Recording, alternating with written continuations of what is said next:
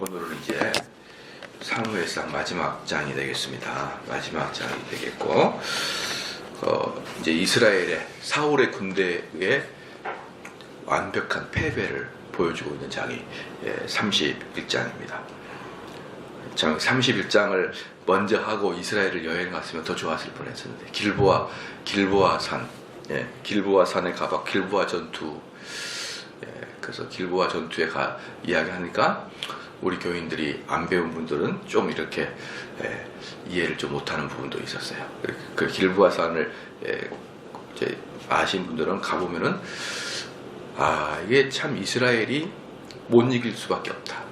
그 지역은 못 이길 수밖에 없다. 왜냐 그러면 이스라엘은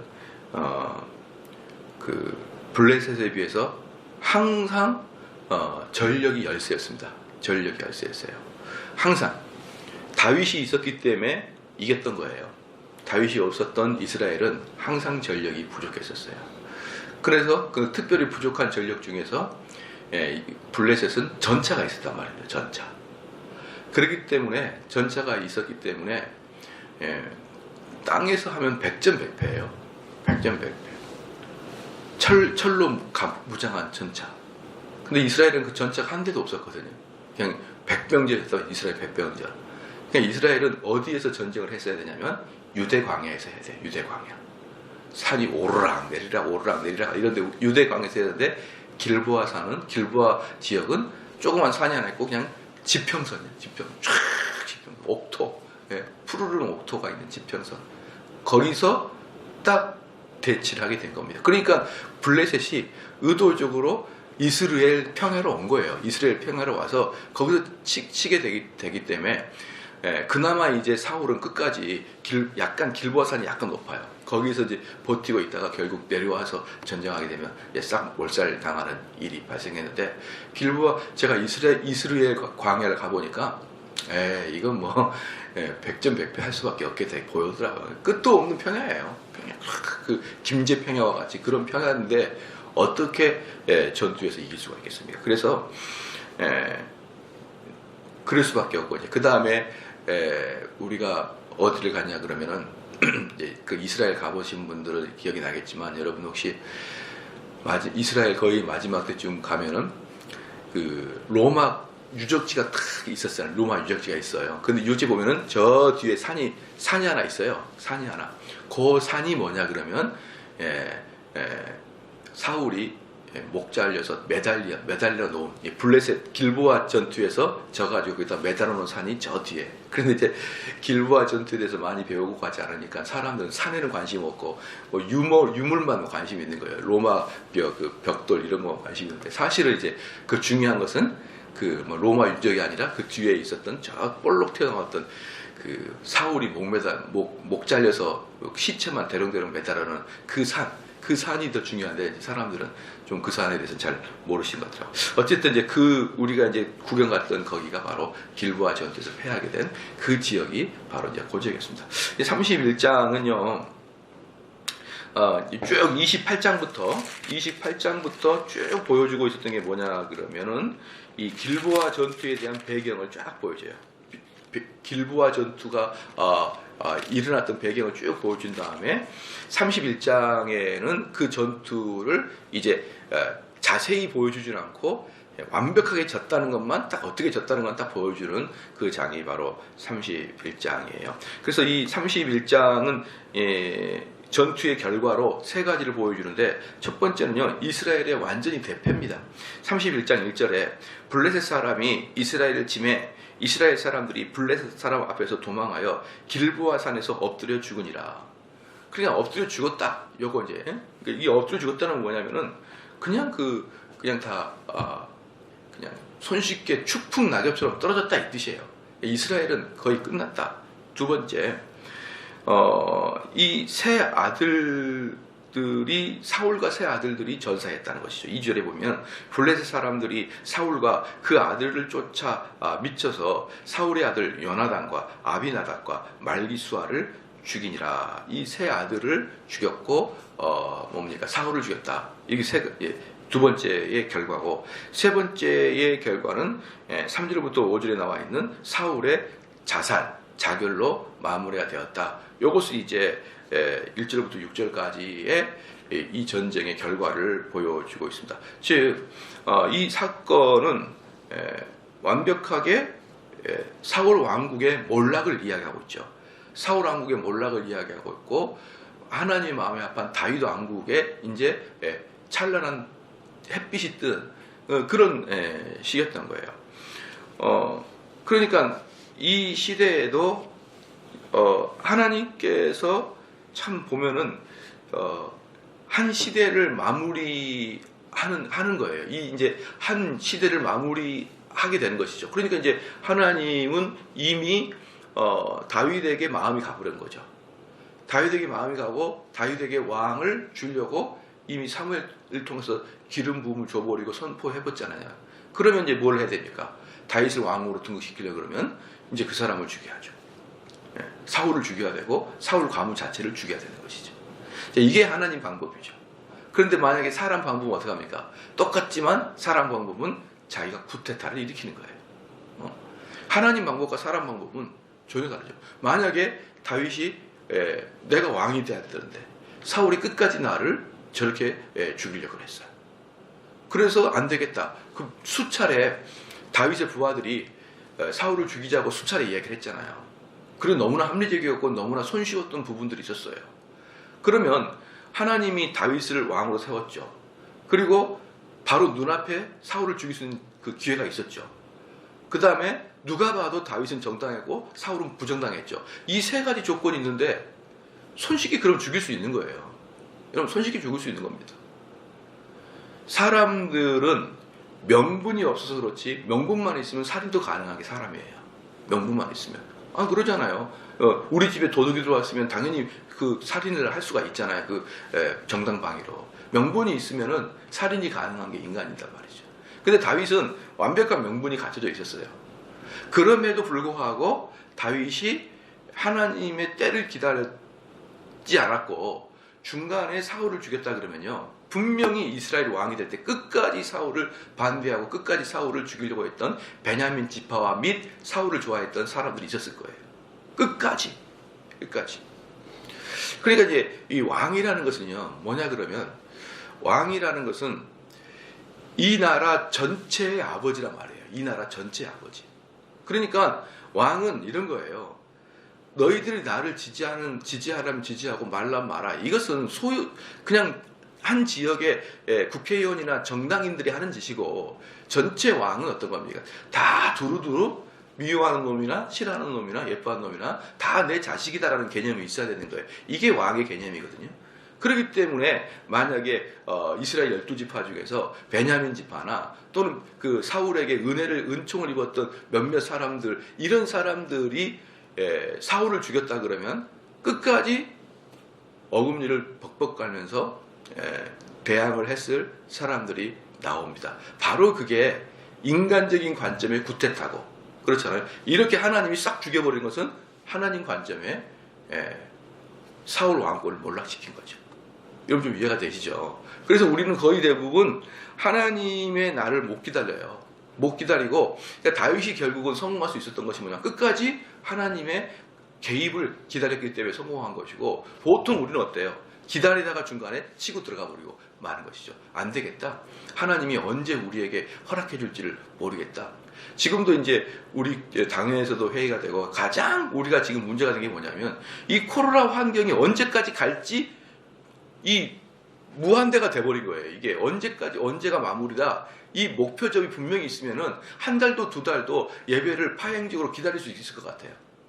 근데 이게 끝이 없으니까 못 기다리겠는 거예요. 못 기다리는 겁니다. 이게 항상 사람은요, 목표점이 있어야 되고 끝이 있어야지만 인내가 있는 것이고 하나님을 기다릴 수 있는 것이지, 끝이 없다라고 딱 돼버리면요, 사람은 못 기다립니다. 그런데 다윗은 기다렸어요. 그것을 대단하죠, 다윗은. 저는 그런 부분에서 이 다윗의 엄청난 그 인내심을 우리는 좀 볼 수가 있는 것이죠.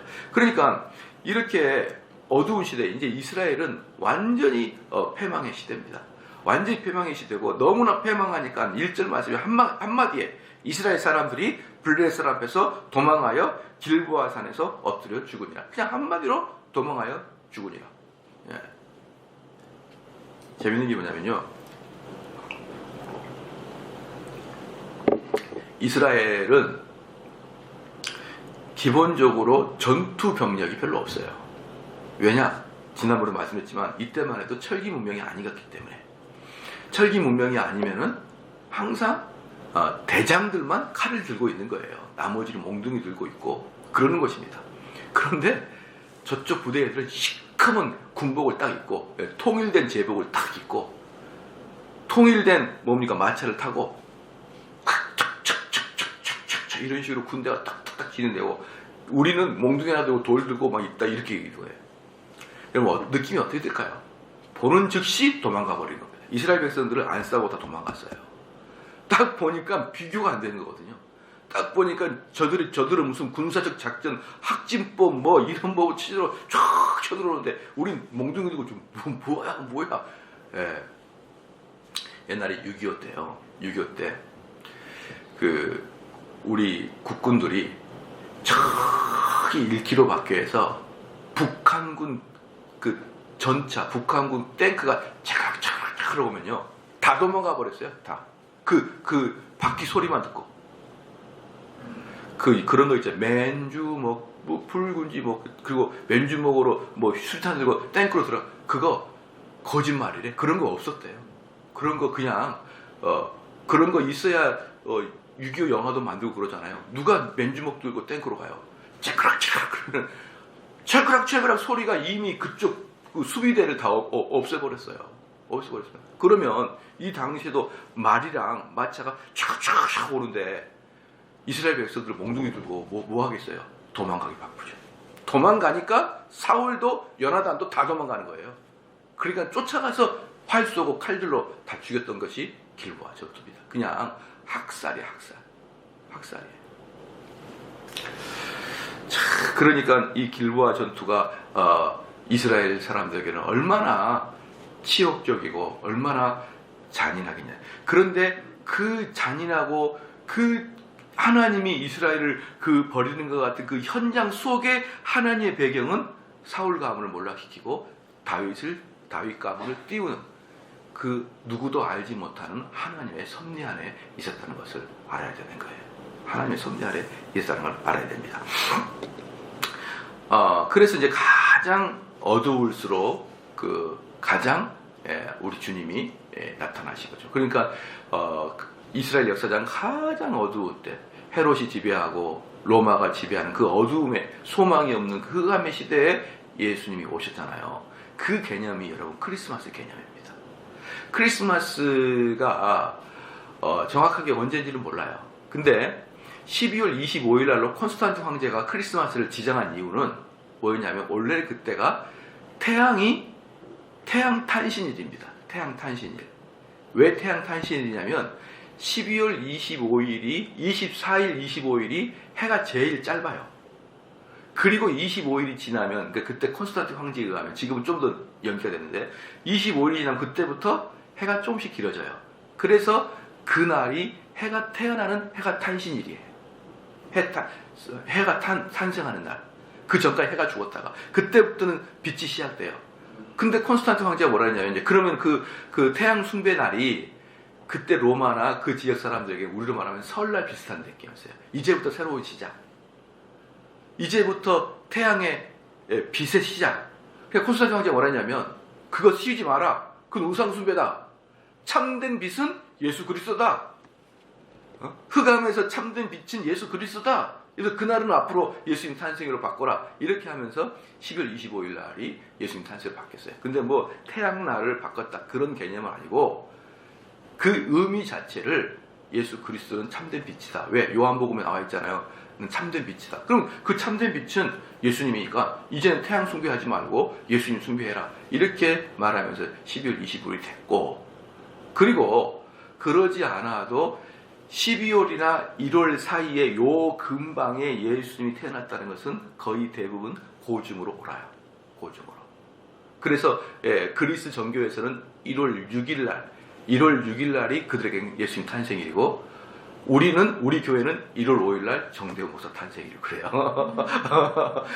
그래서 나는 잘 기억해. 아, 그리스 정교회는 나보다 하루 이틀, 하루 이렇게 뒤에 예수님이 탄생하는구나. 나는 1월 5일인데, 막 이렇게 제가 옛날에 많이 기억했던 것 같아요. 그러니까 요 금주에 12월 25일이니 1월이니 많아도 2월 안쪽에 예수님이 탄생했다는 고증은 거의 일치합니다. 일치하는데 그날이 25일인지 1월 6일인지는 아무도 몰라요. 근데 그 언저리 비슷해요.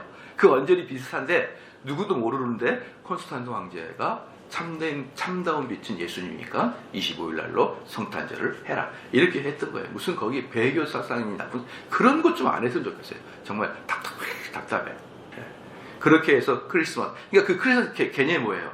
흑암 속에 뭐가 온다? 빛이 온다. 이 세상에 소망이 없는 곳에 그리스도의 빛이 나타나신다. 이 개념이 크리스마스의 개념이고 이 개념이 지금 길보아 전투의 개념이에요. 어두움 속에 아무도 알지 못하는 다윗의 샛별이 뜨고 있었다라는 게 바로 이 31장입니다. 그 다음에 이제 그 다음에 31장의 7절부터 13절까지는 이제 마지막 절까지는 뭐가 있냐면은 사울의 시체를 다루는 이 두 가지 부류의 사람들이 나와요. 두 가지 부류의 사람들이. 하나는 누구냐면 당연히 블레셋 사람이죠. 7절부터 10절까지 블레셋 사람인데 이 사울의 머리채를 잡고 끌고 다니다가 갑옷을 벗기고 우상 숭배 아스다롤의 신당에 넣었으며 머리 없는 시체를 뭡니까? 벳산 성벽에 못 박았다. 이 벳산 성벽이 우리가 가봤던 거기에요. 다음에 이제 혹시 여러분들 이스라엘 여행을 가게 되면은 아마 가이드가 그렇게 저기 뒤에 보이는 그 언덕배기가 벳산입니다. 그 벳산에 사울의 머리 없는 시체를 대롱대롱 매달아 놨습니다. 그러면 그걸 좀 자세히 보지. 막 우리 교인 보니까 벳산은 관심도 없고 막 여기 야 로마가 정말 대단했구나 이러고 앉아있어요. 속으로 야 이분들 진짜 개념을 약간 호텔에다 두고 오셨구나 이런 개념이었어요. 벳산은 진짜 중요한 이스라엘 역사에서 벳산은 중요한 건데 벳산은 나온 게 가이드가 뭐라 했냐면 여러분 로마 유적을 보려면 여기가 중요한 게 아니라 요르단 가면 더 큰 게 있어요 막 그랬는데 막 가봅시다 거기 더 큰데 가봅시다 그러는데 진짜 중요한 것은 저 뒤에 있는 벳산이에요. 그 벳산에다가 목이 없는 사울의 시체를 다 걸어놨습니다. 다 걸어놨어요. 이것은 당연한 결과죠. 왜 당연한 결과냐면 고대의 전쟁은 적장을 그렇게 잔인하게 달아놓음으로 인해서 다시는 그들이 우리에게 반역을 할 수 없는 의지를 꺾어버리도록 그렇게 잔인하게 매달아 놓는 거예요. 잔인하게. 여러분 옛날에 흉노족 알죠? 흉노족 애들이 정말 대단한 거였어요. 흉노족 애들이 그냥 유럽으로 파고 들어가가지고 유럽 사람들을 그렇게 괴롭혔던 게 흉노족이고 유럽 사람들의 공포의 대상이 흉노족입니다. 흉노족이에요. 그 흉노족의 후손들이 흉하면 앞에 영어로 뭐예요? HUN이죠. 그죠? HUN. 그래서 헝가리 애들이 흉노족이에요. 헝가리. 그 유럽까지 진출했다가 유럽 앞에서 딱 멈춰서 더 이상 침입하지 않고 살아가던 유럽피랑 아시아피가 섞인 애들이 헝가리 애들입니다. 걔네들이 훈족들이에요. 훈족. 근데 그 사람들이 말을 타고 막 그 동양 애들이거든요. 사실은 동양 애들이 더 잔인한 거죠. 막 쫓아가는데 그 사람들은 목을 치는 말나 그 목을 갖다가 말에다 걸어놔요. 사람 목을. 그러니까 아침에 새벽에 이 흉노족들이 쫙 오면 어때요? 막 머리를 달린 이 말이 들어오니까 유럽 사람들이 깜짝 놀라는 거예요. 그러니까 이것만 봐도 뭐예요? 덤비지 말라는 거예요. 덤비지 말라. 너희들 덤비면 다 이렇게 된다. 해가지고 말에다가 막 무슨 장신구처럼 사람 머리를 대롱대롱 달아놓고 들어갔단 말이에요. 그것처럼 그 당시는 무조건 전쟁 나면 어때요? 일단 반항한 사람은 다 자릅니다. 그리고 왕족 잘라요. 그리고 높은 데 세워놔 버립니다. 너희들 다시는 우리를 덤비지 마라. 그러니까 블레셋 사람들의 행위는 자연스러운 행위였고 두 번째로 사울의 입장에서는 하나님 말을 끝까지 듣지 않은 하나님의 진노하심의 결과예요. 하나님의 진노하심의 결과. 이 블레셋 입장에는 자연스러운 일이고 사울의 입장에서는 하나님의 진노함을 경험하는 시간이었습니다. 그 다음에 길르앗 야베스 거민들이 있어요. 이 길르앗 야베스 거민들은 다음에 제가 이제 11절 13절 설교할 때 설명해 드리겠지만 과거에 사울에게 은총을 입었는데 그 길르앗 야베스 거민들이 사울의 시체를 걷어내립니다. 그런데 왜냐 사울은 하나님께 버림받은 자잖아요. 그죠? 사울은 하나님께 버림받은 자인데 그럼에도 불구하고 살아생전에 사울에게 은총을 입었던 사람들이 사울의 사후에 그 시체를 걷어내리는 그 인간적 의리 있잖아요. 인간적 의리조차도 하나님은 좋아하십니다. 비록 사울은 버렸어요. 사울은 버렸고 사울은 이미 끝났습니다. 그럼에도 불구하고 인간적 그런 도덕만 가지고도 하나님은 그걸 기뻐합니다.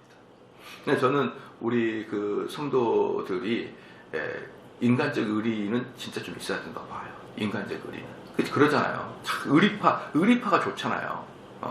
그 얼마나 좋습니까? 그런 사람들이 진짜 멋있죠. 의리파가.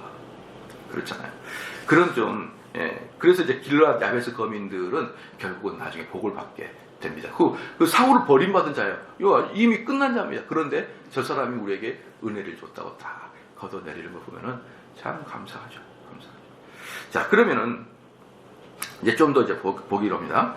이제 블레셋 사람들이 이 2절에 보면 블레셋 사람들이 사울과 그 아들들을 쫓아 미쳐서 사울의 아들 요나단과 아비아답과 말기수를 죽이니라. 그러니까 한마디로 사울의 가문이 몰살됐습니다. 그런데 사울의 세 아들을 죽었는데 말째 네 번째 아들이 이스보셋이 살아있었어요. 이스보셋이. 근데 이스보셋이 나중에 어떻게 되냐 그러면은 왕으로 추대가 됩니다. 이 사건 이후에 왕으로 추대가 돼요. 사울의 군대 장관이었던 애가 이스보셋을 왕으로 추대를 하고 나중에 이스보셋을 추대하면서 다윗에게 대항을 합니다. 여러분 그 사건 알고 계시죠? 그런 사건이 있는 걸 보면은 분명히 요나단이 살아있으면은 요나단이 왕이 돼요. 요나단이 100%. 그때 이스보셋을 왕으로 삼을 때 유다를 제외한 다른 북이스라엘 지파 사람들은 그 왕의 정통성을 인정했었습니다. 근데 이스보셋은 전부 다 정말 나약한 자였거든요. 나약한 자이기 때문에 이 전쟁에도 참여를 안 했던 거예요. 후방에 있었던 것입니다.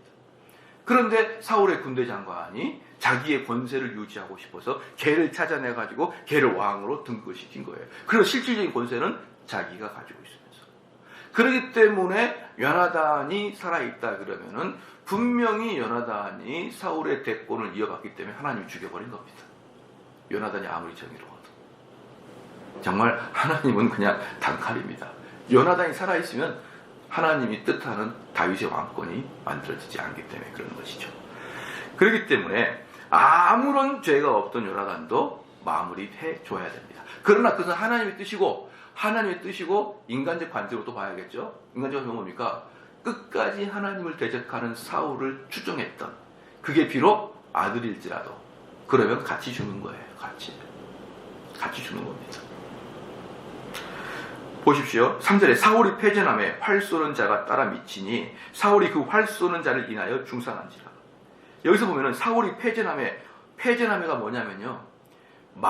이미 마음에 포기함에 이미 전세를 보고 포기함에 그러면서 뭐 하냐면 활 쏘는 자가 따라 미치니 근거 안에 뭐가 있냐면은 사울이 도망가고 있고 사울을 쫓아왔다는 개념이 있는 거예요. 그러니까 이미 모든 사람이 전쟁 나갔다가 도망가니까 그 다음에 다 도망간 걸 보면서 요나단과 사울도 같이 도망가는 거예요. 죽자 살자 도망가는 거죠. 그러니까 이들이 도망가는데 도망갈 수 있겠습니까? 이 블레셋 애들은 막 말 타고 쫓아오니까 어렵지 않아 사울을 따라 붙었습니다.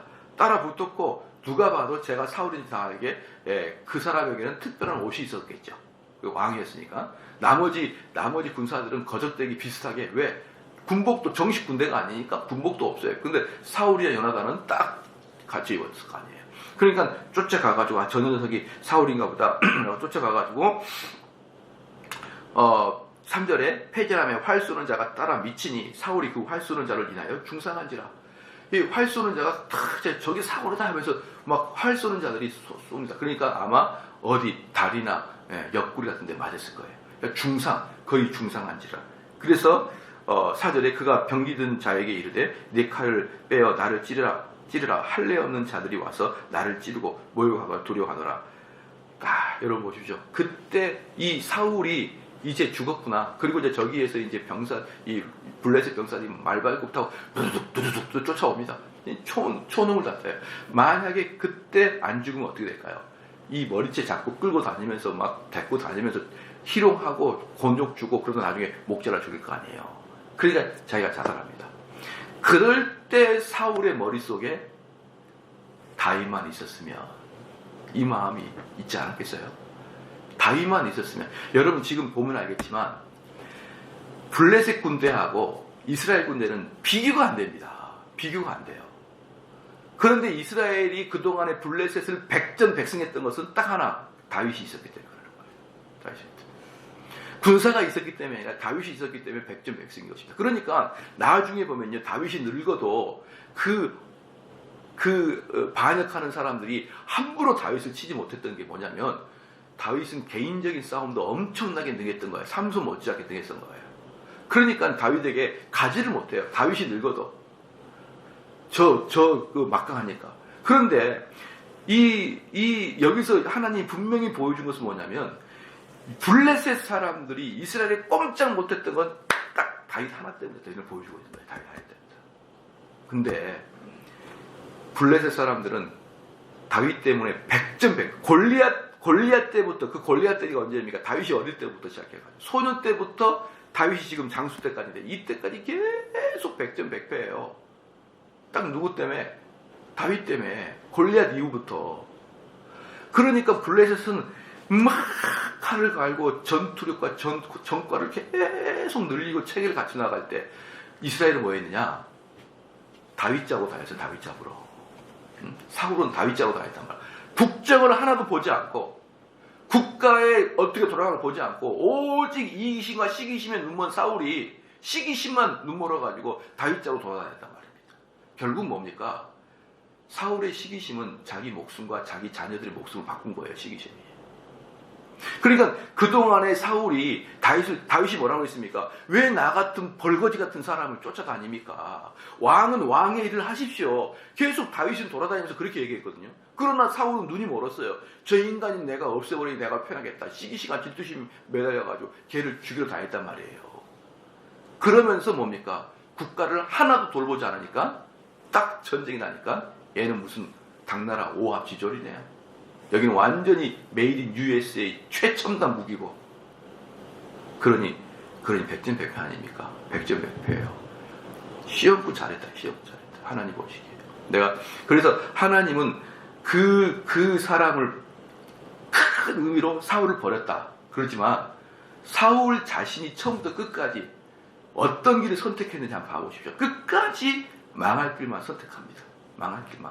그리고 자기가 끝까지 군비를 축적하지 못하고, 그리고 그 인간 하나, 다윗 하나 때문에 전체 블레셋을 맡고 있는데 그 다윗을 블레셋으로 도망쳐버리게 만든 게 사울이에요. 모든 걸 다 버려버리고 무장 해제하고 이렇게 만세하고 블레셋을 맞이한 겁니다.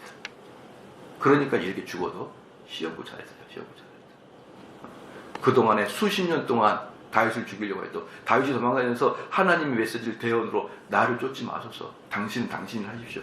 그렇게 하나님 말씀을 들었음에도 불구하고 뭡니까? 분노의 시기심 때문에 몰살을 당하게 된 겁니다. 몰살을.